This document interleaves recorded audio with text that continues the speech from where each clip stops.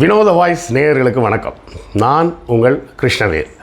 இன்றைக்கி என்ன நம்ம பார்க்க போகிறோம் அப்படின்னு பார்த்தோம்னா, அனுராதா பாண்டே அப்படின்னு டெல்லியை சேர்ந்த ஒரு நிறுவனத்தின் சிஇஓ ட்விட்டரில் போட்ட போஸ்ட் வந்து ரொம்ப வைரலானது மட்டும் இல்லை, அது வந்து ரொம்ப கண்டிக்கத்தக்கதாகவும் இருக்குது. என்ன போட்டிருக்காங்க அப்படின்னு பார்த்தீங்கன்னா, I am a proud Brahmin அப்படின்னு போட்டிருக்காங்க. தட் ஷோஸ் மை சுப்பீரியாரிட்டி அப்படின்லாம் ட்வீட் போட்டிருக்காங்க. அதை வந்து பல லட்சக்கணக்கான பேர் வந்து போய் பார்த்துருக்குறாங்க. அது செய்தி என்னன்றது தான் பார்க்க போகிறோம். அப்புறம் நண்பர்களே, புத்தகம் வாங்குவதற்கான வழக்கமான ஒரு கோரிக்கை. நம்ம இந்த வினோத வாய்ஸ் சேனல் வந்து மானிட்டைஸ் ஆகிடுச்சு, எல்லாம் உங்கள் அன்பின் ஆதரவும் காரணமாக. அதனால் இப்போ இதில் விளம்பரங்கள் வருது.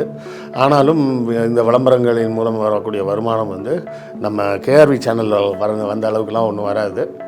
அதோட கம்பேர் பண்ணால் 1/10 பங்கு வந்தாலே ஜாஸ்தின்னு வச்சிங்களேன். உங்கள் ஆதரவு தொடர்ந்து எங்களுக்கு வேண்டும். புத்தகங்கள் வாங்கினீங்கன்னா அதை கொண்டு இந்த சேனலை நடத்துவதற்கு இன்னும் கொஞ்சம் சிறப்பாக நடத்தலாம்.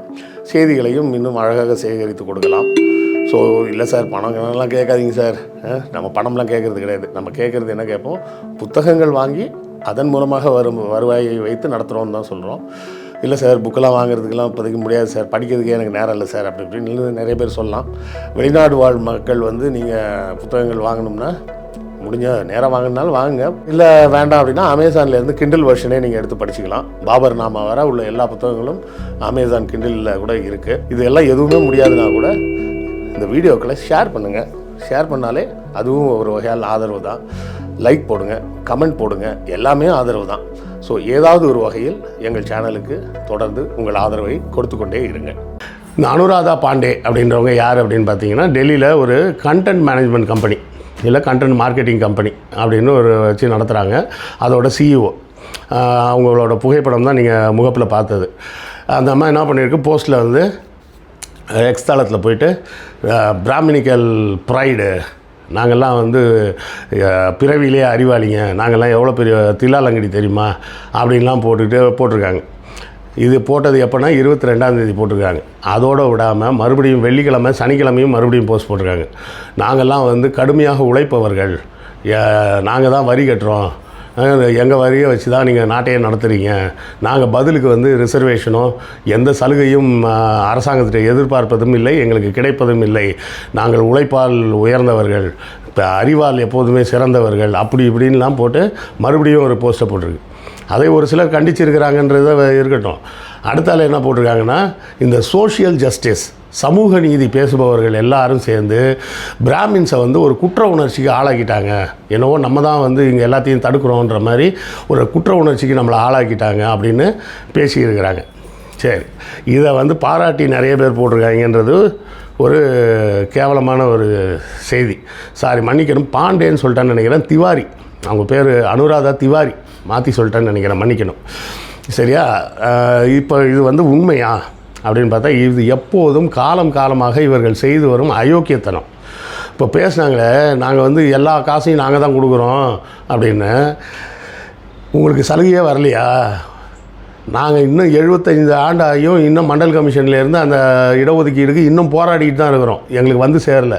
நீங்கள் ஒரு போராட்டமும் பண்ணாமல் நைஸாக பேக்டோர் வழியாக 10% இடபிள்யூஎஸ் வாங்கினீங்களே, அது என்னது?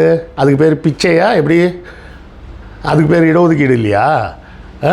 அதில் பார்த்தீங்கன்னா கன்றாவியாக இருக்குது. நீட்டில் செலெக்ஷன் ஆகிற பசங்கள்லாம் பார்த்தா பொது பிரிவிலையும் சரி, இடஒதுக்கீட்டில் வரவனும் சரி, எல்லாருமே மினிமம் 450 மார்க்குக்கு மேலே வாங்கினவன் தான் வர்றான். நீங்கள் இடபிள்யூஎஸில் 200 மார்க் வாங்கினவெல்லாம் நீட்டில் டாக்டர் சீட் வாங்கி வச்சுருக்கீங்க.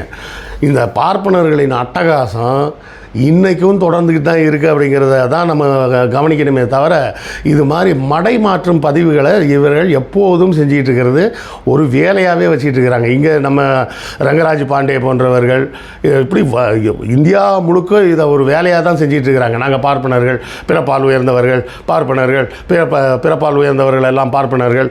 இதை நீ முதல்ல சமத்துவத்தை பற்றி பேசு. நம்ம சொல்கிறது வந்து உன்னை யாரையும் அடித்து ஓட விட்டு விரட்டணும்லாம் சொல்லலை. ஹிட்லர் செஞ்சது போல் யூதர்களை ஓட விட்டு அடித்தான் பார்த்தீங்களா, அந்த மாதிரிலாம் இங்கே யாரும் பண்ணலை. இங்கே என்ன சொல்கிறேன்னா, நீ உட்காந்துருக்க சேர் பக்கத்தில் இன்னொரு சேர் போட்டிருக்காரண்டா, அந்த சேரில் நானும் உட்காருவேன் அப்படின்றேன். நீ என்ன சொல்கிற, நான் உட்காந்துருக்க சேர் பக்கத்தில் நீ எப்படி வந்து உட்காரலாம் அப்படின்னு கேட்குற. அந்த கேட்குறதையும் திமிராக கேட்குறது மட்டும் இல்லாமல், அந்த உரிமை எனக்கு மட்டும்தான் பிறப்பால் இருக்குது, உங்களுக்கெல்லாம் கிடையாதுன்னு நீ சொல்கிற. அதை பார்த்துக்கிட்டு நான் சும்மா இருக்கணும்னா நான் என்ன உப்பில் சோத்தில் உப்பு போட்டு சாப்பிட்றேன்னா, இல்லை உப்பு இல்லாமல் சாப்பிட்டுக்கிட்டு இருக்கிறேன்னா உன்ன மாதிரி? உங்களை போன்ற இந்த விஷ ஜந்துக்கள் வந்து இந்த சமுதாயத்தில் தொடர்ச்சியாக இந்த மக்கள் மத்தியில் ஏற்றத்தாழ்வை தொடர்ந்து கற்பித்து கொண்டே இருக்கிறார்கள். இந்த ஏற்றத்தாழ்வை கற்பிக்கக்கூடாதுன்னு நம்ம சொல்கிறதுக்கே இவங்களுக்கு வலிக்குது. இதை நம்ம மற்ற மக்களும் இருக்கிறாங்க, அவங்களும் முட்டாள்தனமாக பேசுகிறதெல்லாம் இருக்குது.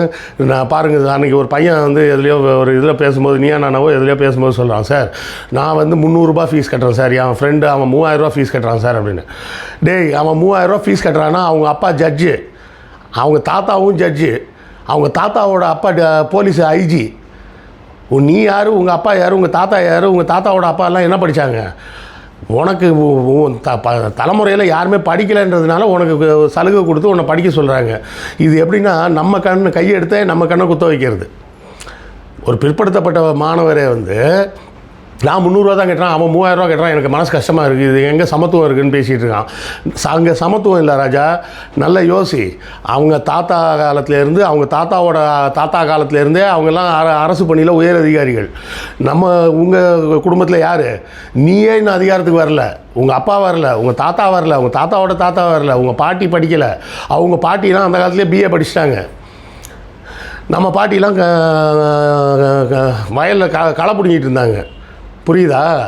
முட்டாள்தனமாக இப்படி இடஒதுக்கீடை பற்றி தேவையில்லாத பேச்சுக்களை பார்ப்பனர்கள் அவ்வப்போது கொளுத்தி போடுறது ஒரு வேலை. அவங்களுக்கு ஒரு 10% இடபிள்யூஎஸ் இருக்குன்றதை பற்றி பேசவே இல்லை பாருங்கள். பேசும்போது என்ன சொல்கிறாங்க, நாங்கள் தான் வரி கொடுக்குறோம். அப்போ மற்றவங்கெல்லாம் என்ன சாணி அள்ளி கொடுக்குறாங்களா? லூசு பையங்களா? டேய், ஒரு 10 ரூபாய்க்கு சோப்பு வாங்கினா கூட அதில் ஜிஎஸ்டி போகுது, சரியா? என்ன வாங்கினாலும் அதில் ஜிஎஸ்டின்னு ஒரு அமௌண்ட்டு போகுது. எல்லாரும் ஜிஎஸ்டி கட்டுறோம், ஒவ்வொருத்தரும் வரி கட்டுறோம். இன்கம் டேக்ஸ் கட்டினா தான் வரின்னு கிடையாது. நம்ம வாங்கி சாப்பிட்ற அரிசியிலேருந்து, பருப்புலேருந்து, உப்புலேருந்து எல்லாத்துக்கும் ஜிஎஸ்டி கட்டுறோம்.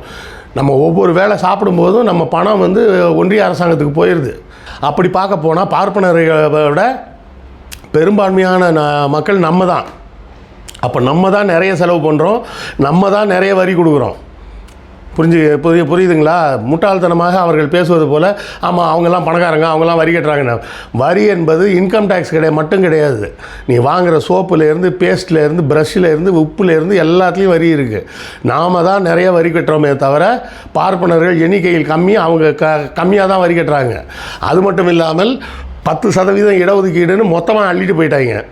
அதை இன்னும் சரி பண்ண முடியாமல் நம்ம இன்னுமாக கஷ்டப்பட்டுக்கிட்டு இருக்கிறோம். நோகாமல் 200 மார்க் வாங்கிட்டு நீட்டில் சீட் வாங்கிட்டு போயிடுறாங்க. நம்ம பிள்ளைங்க 450 மார்க்குக்கு மேலே வாங்கினா தான் இடம் கிடைக்கிது, இல்லைனா இடம் கிடைக்கிறது இல்லை. அப்போ இதெல்லாம் வந்து என்ன வேலை அப்படிங்கிறத நல்லா பாருங்கள். இந்த பார்ப்பனிய திமிர் வந்து நாம் வந்து எந்த பார்ப்பனர்களையும் திட்டவே இல்லைங்களே, பார்ப்பனிய சித்தாந்தத்தை தான் நம்ம திட்டிகிட்டு இருக்கிறோம். அதுக்கே நோகுது அப்படின்னு சொன்னால் நம்ம என்ன செய்ய முடியும்? அப்போ நம் மக்கள் வந்து அறிவில்லாமல் இருப்பது தான் முக்கிய காரணமாக இருக்குது. நாம் தான் இதை புரிஞ்சுக்கணும். இது தொடர்ந்து மக்கள்கிட்ட சொல்லுங்கள். வரி கட்டுறோன்னு அவங்க சொல்கிறதெல்லாம் நீங்கள் ஏற்றுக்காதீங்க. முதல்ல புரிஞ்சுங்க, அவர்களை விட அதிகமான வரி செலுத்துவது பார்ப்பனர் அல்லாதவர் தான் செலுத்துகிறாங்கன்றதையும் முதல்ல புரிஞ்சுங்க. இந்த கருத்தில் உங்களுக்கு மாறுபாடு இருந்தாலும் கமெண்ட்டில் சொல்லுங்கள். நீங்கள் ஏற்றுக்கிறதா இருந்தாலும் எப்படி ஏற்றுக்கிறீங்கன்றதையும் கமெண்ட்டில் சொல்லுங்கள், நானும் தெரிஞ்சுக்கிறேன். அடுத்த காணொலியில் சந்திப்போம். நன்றி, வணக்கம்.